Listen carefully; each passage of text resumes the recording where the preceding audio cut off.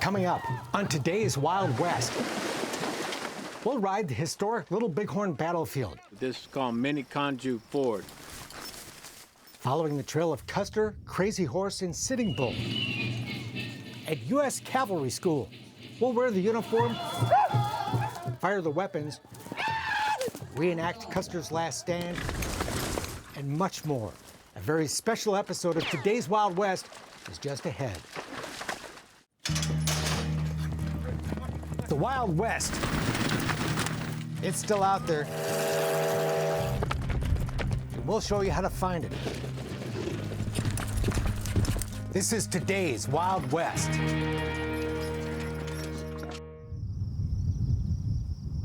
Last Stand Hill.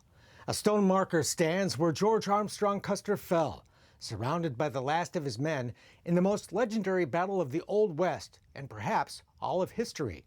Custer's Last Stand, the Battle of the Little Bighorn.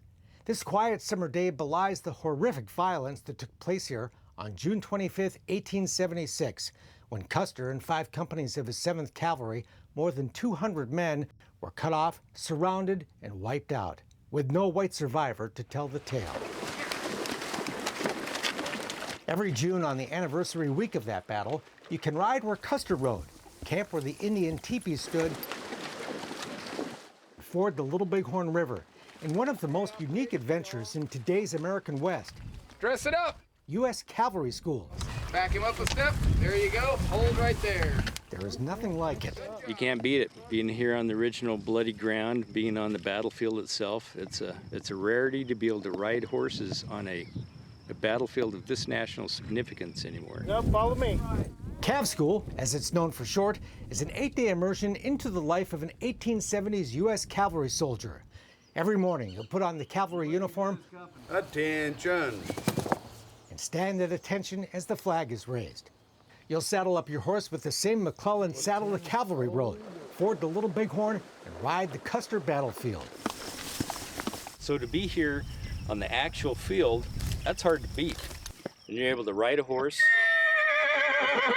You're able to kind of get the feel, wear the uniforms, get into the sweat of things, experience the heat and the fatigue. It adds a perspective you can't get from a book. As Henry Rilbert says, you know, the land is the star of our reenactment. It is the star of the show. Keith Herron is the owner and organizer of Cavalry School. In a sense, it's City Slickers meets Last Stand. Cavalry School was actually inspired by the Kevin Costner movie, The Postman. Long story short, the horseman who portrayed the cavalry in the post-apocalyptic film created the school to teach people about the real U.S. cavalry. And there's no better place to do that than at the site and on the anniversary of history's best-known cavalry battle. The river was red with blood. This was war. It wasn't cowboys and Indians, and it wasn't John Wayne.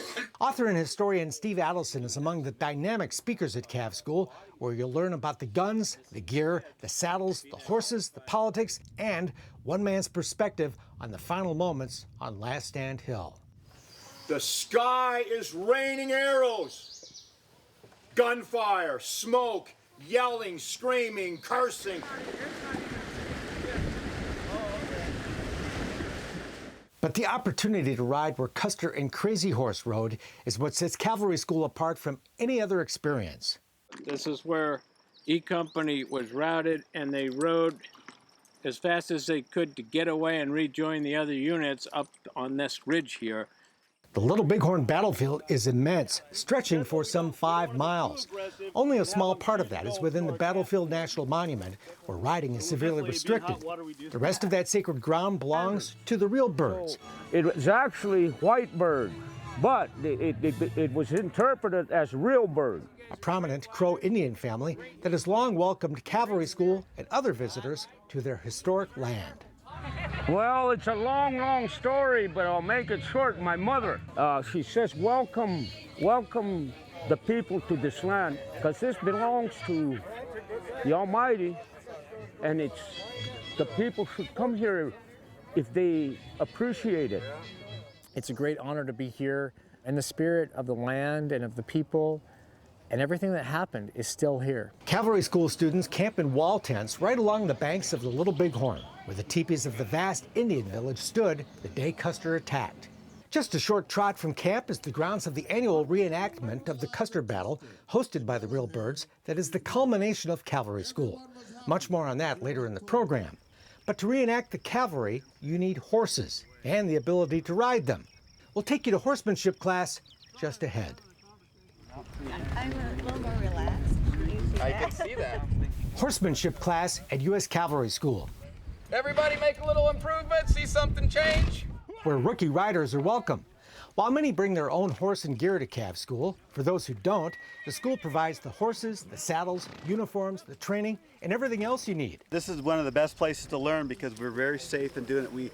We have a staff ratio of 1-to-1, so that when you're out here, you're with an experienced rider so that you're safe at all times.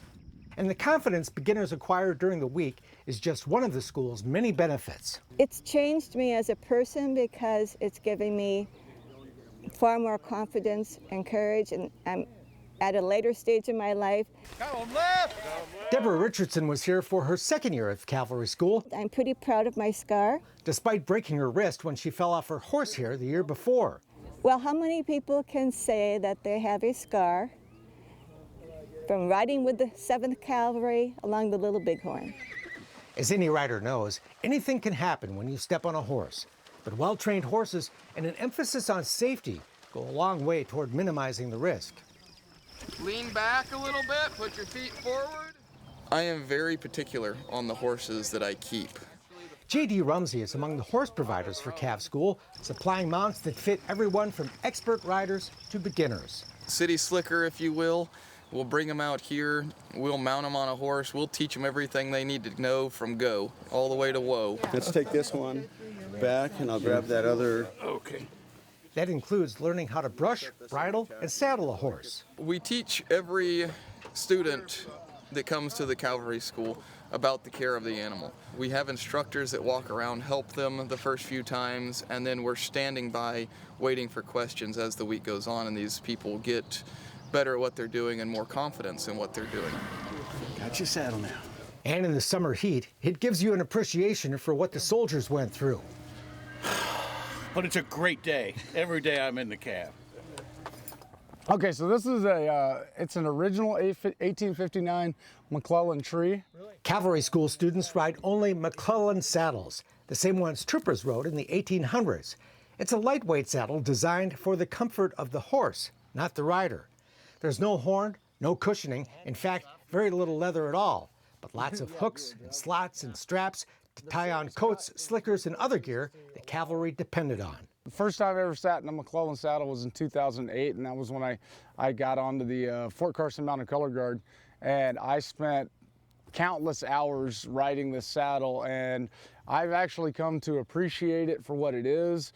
John Slotin, Army veteran, Montana horseman, and Cav School instructor, often rides his McClellan at home instead of his heavier roping saddle. It's built to be lightweight. The bars are designed to sit on the horse's back a certain way so that it will lock in place. To do a demonstration the other day, I loosened my cinch and then got onto the horse with the cinch pretty darn loose, and the saddle didn't move. So this is the modification, the 72. There's even a class on the evolution of the McClellan taught by Dave Carrico, who provides them for the movies, including the Christian Bale Western, Hostiles. Hostiles, I had 20 saddles in it. I tell people that the authentic saddles are mine, the other saddles are the prop house. Dave makes virtually everything you'd need to outfit both your horse and yourself as an 1870s cavalry soldier. He even brought his store to camp, featuring authentic recreations of period saddlebags, holsters, and cartridge belts. This is a 4550 copper cartridge. I'm going to pass it around. It's a 405 grain soft lead bullet. The detailed history discussions include the cartridges troopers fired from their Springfield carbine. If you left those bullets in a cartridge belt for too long, they developed a green buildup known as verdigris, which would jam your rifle. And since their lives depended on that ammo, few troopers had to be reminded to clean those bullets. The Springfield was a single-shot weapon that troopers learned to load in a hurry by keeping their bullets close at hand. Here's what they did. Load, load, load. 3 extra bullets in your hand. The 45-70 was a deadly weapon, far more powerful than the lever-action Winchesters and Henrys the Indians acquired. That is, if you hit what you were aiming at. They were definitely shooting high. And we have a whole bunch of hostile testimony that said, yeah, we were sitting there in the top of our teepee poles, we're getting shot out. I mean, you have to shoot pretty high to do that. But the 7th Cavalry had very little target practice, and many of its troopers were very poor shots, especially in the heat of battle. If you look at the amount of training these guys went into going into the 76 campaign, it was minimal, if any. For Americans back east, the shocking defeat of Custer was the 9/11 of its day, and the U.S. military did its best to learn from what happened. You notice into the 1880s, you start to see a progression of a marksmanship program, and they started to become riflemen. Cavalry School includes the opportunity to safely fire live rounds at a target range, and there's equal emphasis on how to safely fire blanks. This is your one and only warning. You point a firearm at anybody, loaded or unloaded, and you are done. Any questions on that? I am deadly serious on that. We'll be shooting lots of blanks during the weekend reenactment, but staying safe with guns is really quite simple. Never point a gun at anything you're not willing to destroy. Keep the firearm unloaded until you're ready to use it. And keep your finger outside the trigger at all times. Horses need gun training too. Gunfire can, of course, spook a horse.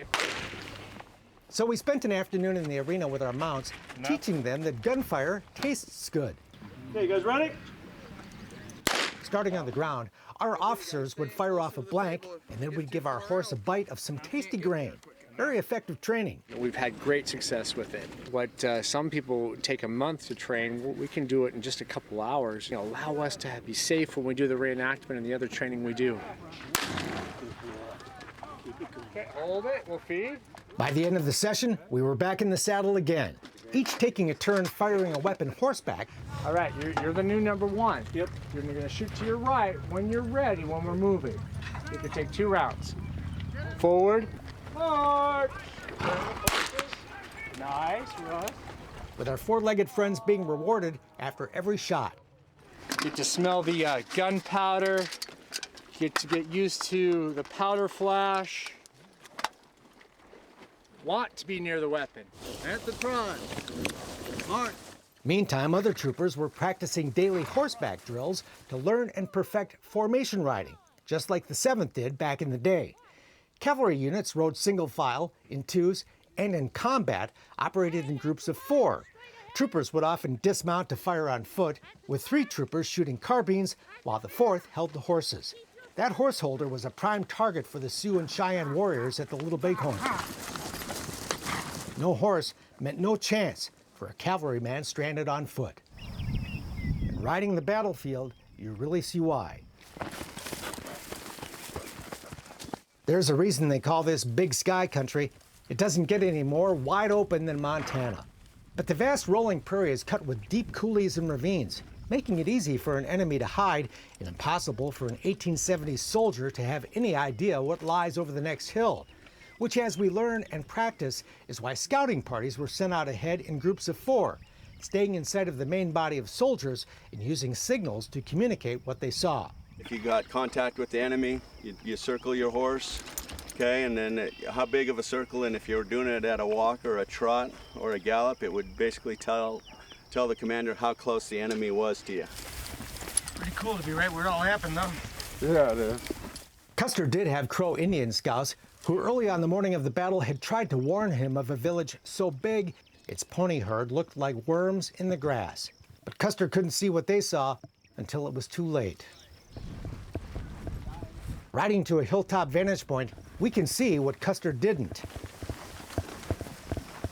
Mitch Moyer and Curly come running down this direction here towards our northeast, and informed Custer that Reno's line had failed. It is surmised at this point is when E and F Company were ordered to attack down Medicine Tail Coulee at Minneconjou Ford, which is roughly where our camp is. Custer continued on to that ridge there, which is nigh Cartwright or Blues Ridge, and made it all the way as far as Last Stand Hill. What happened in between those points, we don't really know, so it's all guesswork. Horses, of course, played a huge role in the Battle of the Little Bighorn, and they have a memorial of their own just off Last Stand Hill. But what's often overlooked is the condition of the horses. Riding up and down steep hills in the heat of a late June afternoon takes its toll on the animals. Custer and his men had been riding for hours before the battle, and they'd ridden hard the day before. The Indians, when they were attacked, all their war horses were up on these slopes, thousands of them. And they had just mounted them. Those horses were fresh. When it comes to the horses, we learned the fight may have been over before it even started. This battle has a lot more to do with horse flesh. Yes, it does. Than the historians have put together. And you can't really understand what happened here unless you ride the battlefield horseback. And that's what you're doing. Chance of a lifetime.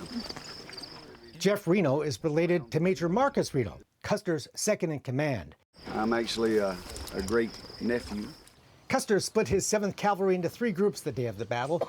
He ordered Reno to attack the south end of the Indian village, while Custer swung wide right to attack the village further upstream. Major Reno, would you point out where you made your attack?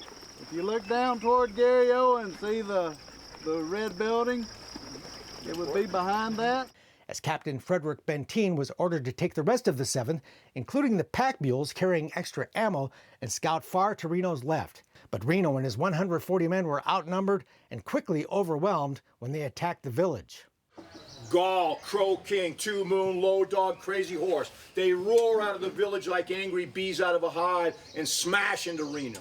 After 20 minutes, Reno collapses in retreat, falls back into the timber along the river. History tells us Reno threw his guns away in a panic as his shattered command fled for their lives, leaving dozens of dead soldiers behind. They took refuge at the top of a steep hill, unaware that miles away, Custer was in even deeper trouble. The negativity that surrounds Reno is still there. Custer was arrogant. He wasn't bad. He was a fantastic commander, but he was a lucky commander. And he came here, and his luck just finally ran out. Benteen eventually came to Reno's rescue on top of that hill, where the survivors of the 7th had dug in to wait for help, all the while wondering what happened to Custer. That is probably what you would see at the Reno entrenched position. You see a bunch of guys standing around, they're looking, and it's a view shed that you can only experience out here on the battlefield. So it's kind of a period moment, if you will. Troops just sitting out there waiting, watching, looking up the valley, waiting for the relief to come. It's those kinds of moments that make Cavalry School so enlightening, even to history buffs. I thought I knew a lot about the Battle of Little Bighorn growing up. Steve Ramsey is a longtime Civil War reenactor who hauled his horses 2,500 miles to be here, all the way from Maine. When I got here 2 years ago for the first time, I left with an entire different viewpoint. When you look at it in the movies, they got the flat land and it looks completely different, what you envision from the movies, than what it really is when you come out here. And then you really start getting involved with saddling horses and training and shooting the authentic air-up pistols and carbines, and then you find out that, this is a hard life. While they may be outnumbered, women are, of course, as welcome at Cav School as men. It's been a lot of fun, very meaningful. You learn a lot of great history. It's been unique. And Brenda Brown believes some women may have even fought in the cavalry, just like they did in the Civil War. I carry with me Civil War reenacting Frances Clayton. Okay. There's 317 documented women that fought in the Civil War. So I have to think that there were some women in the Frontier Cavalry at some point. Maybe not, but it's a lot of fun. This is a very physical week, and there can be some bumps and bruises along the way. I basically monitor horses and people, make sure that everybody's safe. Diona's been coming here to ride with Cav School for 8 years, a place that for her holds a spiritual attraction. The spirit, if you get into it and actually feel the spirit of what's here, both warrior and trooper, it's awesome. And she's not the only one. Yeah, there's a lot of energy out here. Yeah, it's very mystical. There's spirits of the little bighorn, lots of spirits out here. Visiting this sacred ground where men fought and died can be especially meaningful to those who have served in today's military, like John Slotin, wounded in Iraq. I got shot through the lower portion of my jaw, and the bullet exited out the behind my left ear. But why would someone who has seen the true horror of war up close want to come here and reenact it? Always loved history, and a lot of our staff and a lot of our participants are veterans and have seen the horrors of battle, and there's just something about the it's more the camaraderie of a military unit that we all miss, but we don't miss the gruesome horrors of what we've seen over there. Whether the soldier wanted to be there or not, these were soldiers who came to America and they were out serving their country. Some of them didn't even speak English yet. And they were out defending this country, doing the job that their country asked them to do, and they died in that effort. And they died out here. And so to me, it may sound corny, but it has a sense of reverence to it for me. It's like going to Arlington Cemetery. Out here, 210 guys died defending this country for the freedoms that we have today. I'll never, at my age, climb Mount Everest or be one of the lucky astronauts to go to the moon, but I can say that I've ridden pretty much the whole trail that Custer rode. Along with the history, the horses, and the comradeship is the sheer beauty of this place. The Little Bighorn River, Montana in summertime. A great place to be. Super.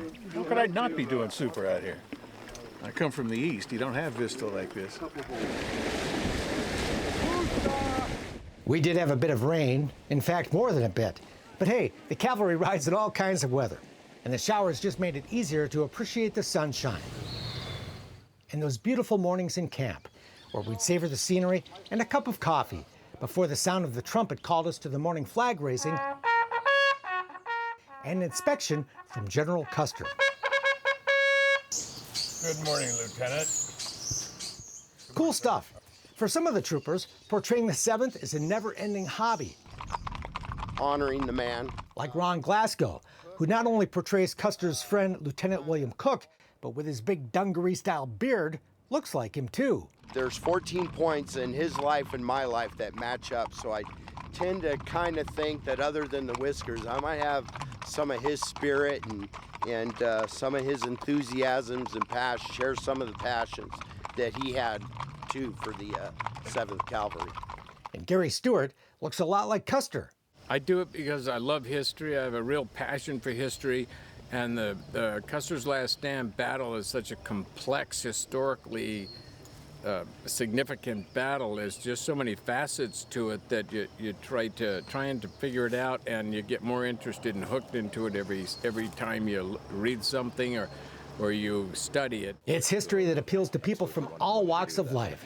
I'm here for the fourth time, actually. Swiss native Stefan Neher and his son Fabio returned to Cavalry School for another year from their current home in Singapore. Oh, it's a lot of things. It's it's a history. You really feel the history when you're here. It's also the people, the bond you make with the people when you're here, and riding the battlefield, the horses. It's so many things. I like the riding and do something with my father. And on top of everything else, Cavalry School is simply one great horseback adventure, starting with crossing the Little Bighorn, which we did several times every day. It's not the Missouri, but it's no little creek either. We were instructed to stay focused on the other side of the river because looking down at the rushing water can make your head spin. Go, you two, get up there! And it was always a bit of a thrill to ford that river and to remember those who had been here before, not all that long ago.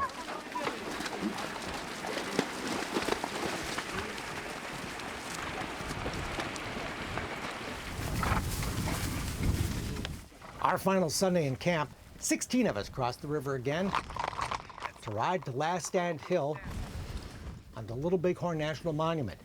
There, we'd participate in ceremonies remembering those who fell here on both sides. Most of the 210 troopers who died with Custer are buried in a common grave at the base of the monument that bears their names. Many of the officers were buried elsewhere. Custer lies at West Point. Inside the nearby visitor center, you can see his dress uniform and the buckskins he wore on campaign. There's also a memorial to honor the Indians who died fighting for their freedom and their very way of life. But in the end, it was a losing cause.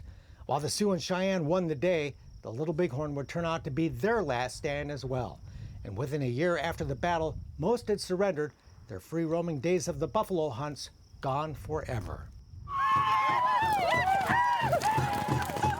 But not forgotten. That dramatic history is recreated every year during the reenactment of the Battle of the Little Bighorn. Custer, yellow hair. Hosted by the Reelbird family, Cav School troopers and bareback riding Crow Indians stage what is really a great outdoor play about the coming of the white man and the clashes that followed. Hundreds of people from all over the country watched this history lesson, written by the Reelbirds and told from the Indian point of view. We Cav School troopers displayed the formation riding and other skills we'd worked on during the week and put those gun safety lessons to work as well, as we reenact several battle scenes, culminating with the one that everyone has come to see.